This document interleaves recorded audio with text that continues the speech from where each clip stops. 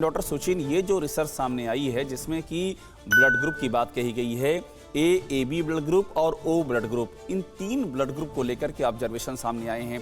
आपकी क्या राय है, क्योंकि इस देश में इस खबर से ताल्लुक रखने वाले लोगों की बड़ी तादाद है, तो इस पर क्या आप सोचते हैं कि कितनी महत्वपूर्ण है ये रिसर्च?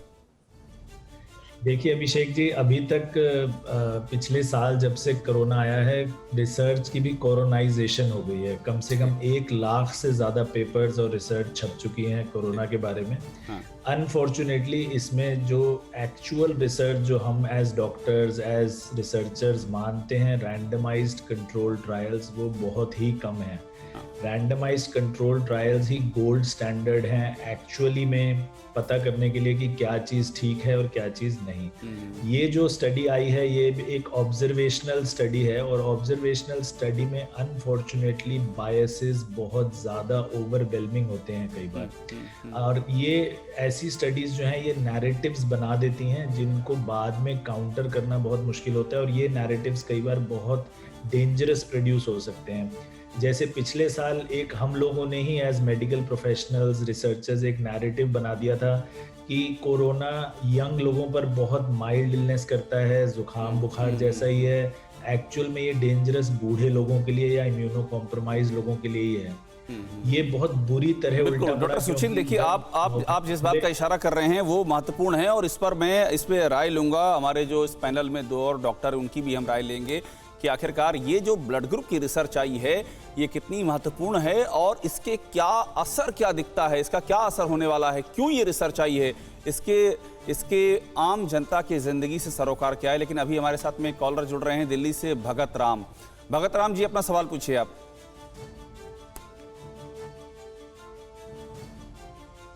भगत राम जी, मेरी आवाज आ रही है आपको? भगत राम जी हमारे साथ कनेक्ट नहीं है। सिंघल साहब हमारे साथ दिल्ली से कनेक्ट हो रहे हैं। सिंघल साहब, सवाल पूछिए अपना आप।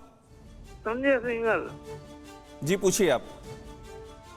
सर, मेरे जो है 80% लीवर डाउन है, तो मैं इंजेक्शन लगा सकता हूँ जी? डॉक्टर सुभाष, ये सवाल देखिए, इनकी आवाज बता रही है कि ये तकलीफ में हैं। ये सवाल बहुत ही महत्वपूर्ण है डॉक्टर सुभाष। इन्होंने कहा कि इनका लिवर 80% डैमेज हो चुका है। जी। और क्या चाहते हैं, वैक्सीन लगवाना चाहते हैं? जी, वैक्सीन की बात कर रहे हैं। वैक्सीन लगना चाहिए, लग सकता है वैक्सीन को, कोई दिक्कत नहीं, कोई दिक्कत नहीं है। जो नॉर्मल रूटीन 20-25% लिवर पे आराम से चल सकता है।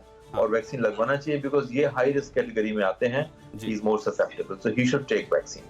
बिल्कुल। और देखिए ये सवाल जो आपने सुना, आप इससे समझिए कि लोग किस तरह से इस वैक्सीन को लेकर के उनके जहन में सवालों की भरमार है, वो समझना चाह रहे हैं। और अगले इस बीच में कॉलर हमारे साथ जुड़ चुके हैं शौरवाणी झारखंड से। देखिए सवाल की रेंज समझिए, एक सवाल दिल्ली से, अगला सवाल झारखंड से। हाँ शौरवाणी जी, पूछिए अपना सवाल आप। सर, मेरा एक्जिमा है एलर्जी से जी, लेकिन ये जेनेटिक है। इसको बाद हमारा नाश भी कमजोरी है, हर समय भी प्राय हमको नाश खींच लेते हैं। तो इसके बाद हम वैक्सीन ले सकते हैं? और एज 48+ होगा। आप एक बार फिर से बताइएगा कि आपको समस्या क्या आ रही है, बात आपकी स्पष्ट नहीं हुई है, क्या दिक्कत आ रही है आपको? हमको दिक्कत आ रहे हैं, जो हमारा नाक कमजोरी के चलते कोई भी जाएगा हमको नाश खींच लेते हैं। अच्छा। और इसको साथ हमारा एलर्जी से एक्जिमा है, जेनेटिक है। ओके। वही चलते हम डर रहे हैं, हम वैक्सीन ले सकते हैं? डॉक्टर अंकित बंसल, आपने इनका सवाल सुना होगा। हाँ जी, इनकी आवाज थोड़ी कम आ रही थी, एक बार सवाल दोबारा बोलिए प्लीज। देखिए ये एलर्जी की बात कर रही हैं, ये बता रही हैं कि इनके नाक में समस्या है, वो समस्या बता रही हैं, और ये जानना चाह रही हैं कि इन स्थितियों में क्या ये वैक्सीन ले सकती हैं? जी हाँ, वैक्सीन बिल्कुल ले सकते हैं जी, और बिल्कुल लेना चाहिए। इस टाइम पे वैक्सीन बहुत जरूरी है लेने के लिए। कोरोना बहुत ज्यादा फैला हुआ है, वैक्सीन से ही बचाव है इस चीज का। जो एलर्जी है आपको नाक की, उसके लिए ये होता है कि वो अस्थमा हो सकता है या कोई और एलर्जी हो सकती है, जिसकी वजह से आपकी प्री डिस्पोजिशन कोरोना की तरफ ज्यादा रहती है, आपको परेशानियां ज्यादा हो सकती है अगर आप कोरोना से संक्रमित हो जाते हैं। तो ऐसे में वैक्सीन ही आपका बचाव है, आपको वैक्सीन जरूर लेनी चाहिए।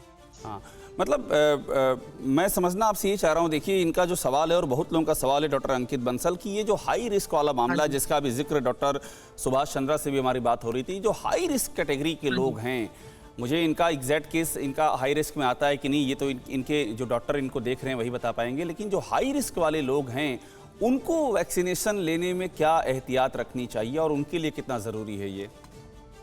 वैक्सीन जो हाई रिस्क लोग हैं, जैसे कि हमारे बुजुर्ग हो गए या फिर वो लोग हो गए जो जिनको पहले से सांस की दिक्कतें हैं या फिर जिनको शुगर और बीपी की परेशानियां हैं, उनके लिए ये वैक्सीन सबसे पहले प्राथमिकता रखती है। उनके लिए ये वैक्सीन बहुत जरूरी है, क्योंकि किसी भी तरह की कोमॉर्बिडिटी किसी के साथ होती है तो ऐसे में कोरोना संक्रमित हो जाने के बाद ज्यादा बीमार होने की संभावना उनकी बढ़ जाती है, तो उनको लिए वैक्सीन ये लेना बहुत जरूरी है। बहुत ही महत्वपूर्ण बात आपने बताई है डॉक्टर अंकित कि देखिए जिनको पहले से समस्याएं हैं, जिनको और तमाम तरह की बीमारियां हैं, वो अगर कोरोना से संक्रमित होते हैं तो उनकी स्थिति और ज्यादा बिगड़ सकती है, इसलिए वैक्सीन बहुत जरूरी है। फिक्र आपकी, सोमवार से शुक्रवार रात 9 बजे सिर्फ TV9 भारतवर्ष पर।